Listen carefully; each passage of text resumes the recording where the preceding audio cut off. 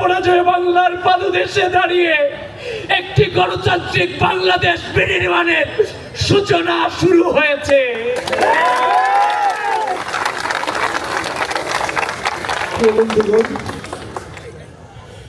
একটা চ্যালেঞ্জের মুখে আমরা 16 সাল থেকে বিশ্ববিদ্যালয়ে ভর্তি হওয়ার পর থেকে আজও পর্যন্ত চ্যালেঞ্জ ফেস করতে করতে আজকের এই জায়গাতে এসেছে।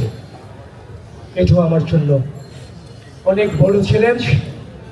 আমি আনন্দিত নই, তবে চ্যালেঞ্জ মোকাবেলা করার জন্য মানসিকভাবে সর্বোচ্চ প্রস্তুত ইনশাআল্লাহ, এবং সেই আকাঙ্ক্ষার পরের মতো বলছি আমরা আবারও বিজয়ী হব ইনশাআল্লাহ।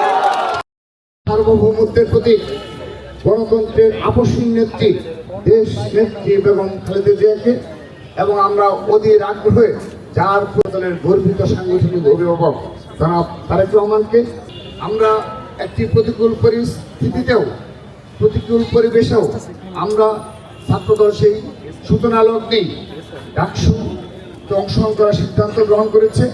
সেজন্যে যতগুলো মিটিং সম্পন্ন হয়েছে সবগুলো মিটিংয়ে ছাত্রদল অংশগ্রহণ করেছে এবং বিশ্ববিদ্যালয় প্রশাসন যখনই আমাদেরকে ডেকেছে আমরা স্বতঃস্ফূর্তভাবে আমাদের মতামত প্রকাশ করেছি। তার এই ধারাবাহিকতায় প্যানেল গঠন করেছি।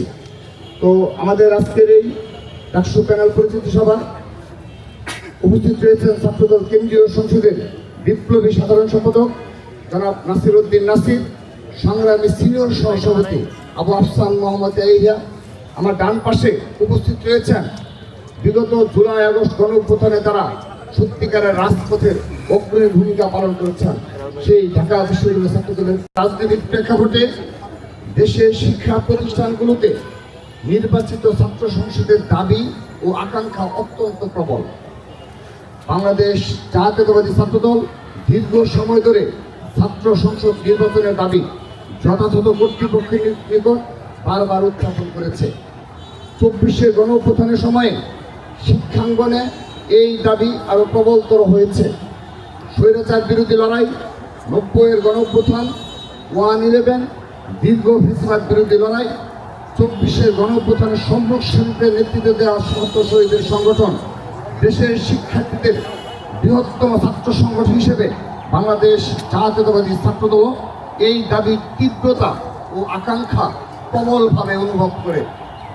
এই সামগ্রিক প্রেক্ষাপটে আগামী 9 সেপ্টেম্বর 2025 তারিখে ঢাকা বিশ্ববিদ্যালয়ের ছাত্র সংসদ নির্বাচন অনুষ্ঠিত হতে যাচ্ছে। বিগত প্রায় 1.5 যুগ ধরে ঢাকা বিশ্ববিদ্যালয় সহ দেশের সকল শিক্ষাঙ্গনে বাংলাদেশ জাতীয়তাবাদী ছাত্রদল ছিল সবচাইতে নির্যাতিত ও নিপীড়িত ছাত্র সংগঠন। কিন্তু পরিবর্তিত প্রেক্ষাপটে দেশের সর্বোচ্চ বিদ্যাপীঠের মাটিতে বাংলাদেশ জাতীয়তাবাদী ছাত্রদল বিগত 1 বছরে দখলদারিত্ব ও পেশি শক্তির রাজনীতিকে পুরোপুরি বর্জন করে ইতিবাচক তারা শান্তিপূর্ণ শিক্ষার্থী বান্ধব ও সহাবস্থানের রাজনীতির চর্চা করে যাচ্ছে। আসন্ন বহুল প্রত্যাশিত ডাকসু নির্বাচনে গণতন্ত্র, বহুমত ও মতাদর্শের পারস্পরিক সহাবস্থান, মত প্রকাশের স্বাধীনতা, মানসম্মত উচ্চশিক্ষা, হলগুলোতে মানসম্মত আবাসন ও খাবার, শিক্ষার্থী বান্ধব ছাত্র রাজনীতি, উন্নত সাংস্কৃতিক ও বুদ্ধিবৃত্তিক চর্চা, বৈচিত্র্যময় ও নিরাপদ ক্যাম্পাস বিনির্মাণের লক্ষ্যে দেশের বৃহত্তম ছাত্র সংগঠন বাংলাদেশ জাতীয়তাবাদী ছাত্রদল গণতান্ত্রিক প্রক্রিয়ায় যেন তারা ছাত্র রাজনীতি চলমান রাখতে পারে, সেজন্যে ছাত্র রাজনীতি গঠনমূলক রূপরেখা প্রণয়নের জন্য বিসিসিআই যে কমিটি গঠন করেছে সেই কমিটির আলোচনা সভা ছিল গতকাল।